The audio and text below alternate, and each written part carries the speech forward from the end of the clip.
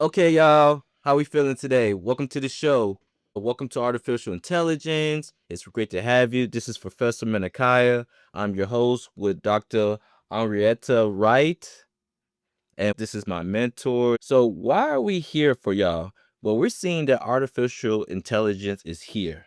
Artificial intelligence, not natural intelligence, which we humans are. Artificial intelligence. It's in your schools, it's in the streets, it's in your church, it's around the world. But what we want to talk about is how does AI affect you and how is it affecting modern education? So with me and Dr. Wright, we're basically going to go into what does it mean to teach, create, adapt in the age of AI. So this podcast itself is really just to engage with me and Dr. Wright in how artificial intelligence is reshaping the classroom, how students can have a creative output, and how we're preparing our teachers. Let's be honest, together we are going to explore how artists and educators can collaborate with AI and not just compete against it, but we're trying to bring awareness to student voice, to people's voice, and we're trying to bring cultural learning back into the forefront because that is what we can do to have a creative experience in life. Okay.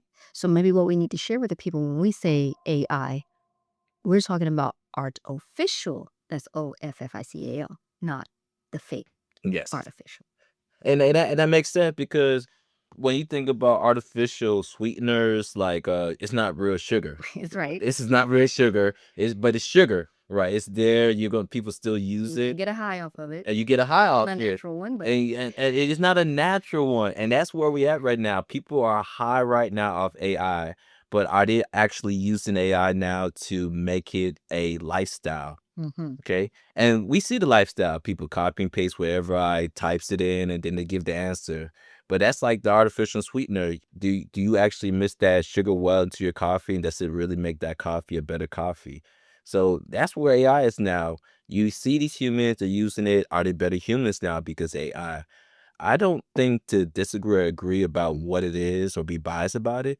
In this podcast, we are trying to help y'all shape a better understanding why you should use AI in a way that can contribute to humanity. So one thing we want to talk about is what is our expertise in AI or this education? So I'm a special education teacher for Baltimore City Public Schools at Stadium Schools. I teach math and science. And basically, I have 10 years under my belt. Very grateful for that. I was able to teach for DC Public Schools, Montgomery County Public Schools. I even went out to Oakland, California, taught there. And some expertise is about math and science, which we'll discuss. But we want to know that the science really is AI because when we are understanding the blended identifications of people, everyone's an educator, everyone's an artist. So AI makes it a very interesting reshape now because we see how people are enhancing themselves into digital space. So we want to make sure that when we're giving them the resource, we're helping them support and sustain themselves as educators. Everyone's a teacher in their own rights.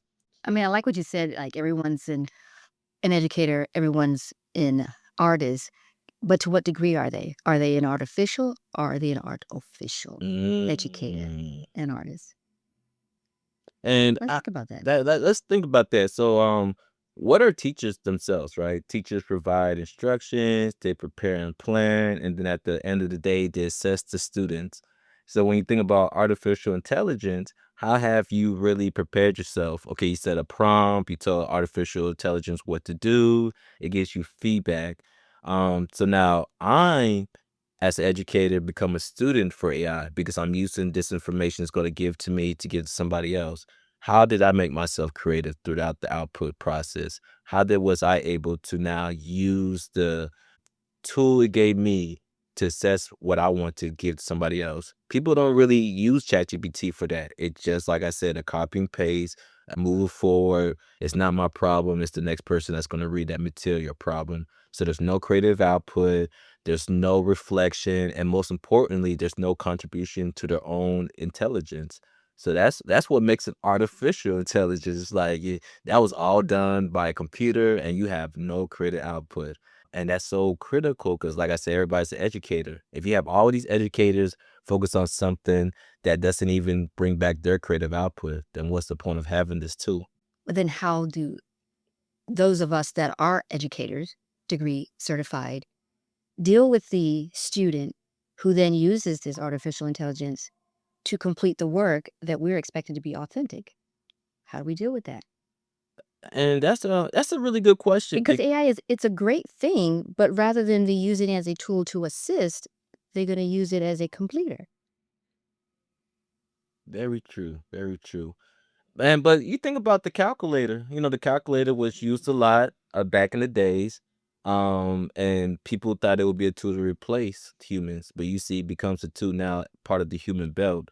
So it becomes very interesting when you see a lot of people on YouTube saying AI is going to replace you if you don't stay advanced. Like this is just a whole nother hype, like a whole nother high. Because educators who are certified, who've been in the game for a while, will tell you that this is just a cycle. You're always going to have people hype up the new technology. But at the end of the day, it's really about how do you utilize that technology to improve and provide better experience for your students. And that's what the educator's always trying to do. But how long are we going to be on this cycle, on this wave? For AI, Yeah. it's gonna be a while because I think what makes AI a very unique tool compared to the previous tools, such as a calculator or computer or just even a car, is that it's now responsive. It can be automatic. It can be like continue to be build up and adapt to whatever you want it to be. So that what makes it very interesting is it's not going to break the cycle. It can improve the cycle if we go the right approach, but it can also slow down this cycle. Yeah. But I don't believe that we're going to be going off this cycle AI anytime soon. Well, my caution and my pause is what kind of students are we producing at this particular point?